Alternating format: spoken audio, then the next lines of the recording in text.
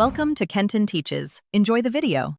You'll start by confirming the essentials so Apple Intelligence can run smoothly.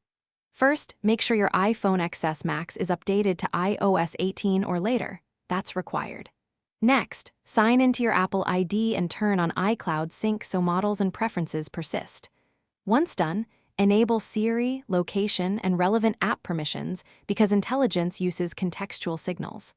Finally, restart the device if updates applied. This ensures background services initialize properly before you proceed to configuring features.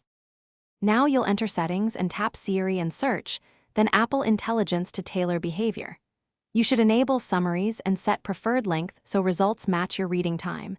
This adjusts processing priorities. Make sure focus integration is configured to reduce noise during work or sleep and create or import shortcuts that invoke intelligence actions. This saves time.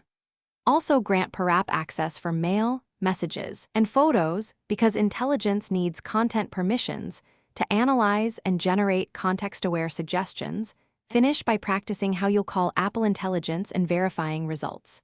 Use the search field, Siri, or contextual buttons in apps to ask for summaries, image descriptions, or smart replies.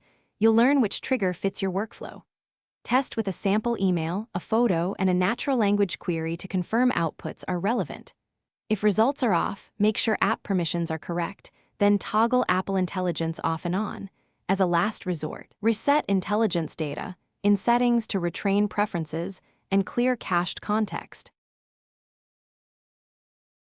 Thanks for watching. Please subscribe if this video was helpful.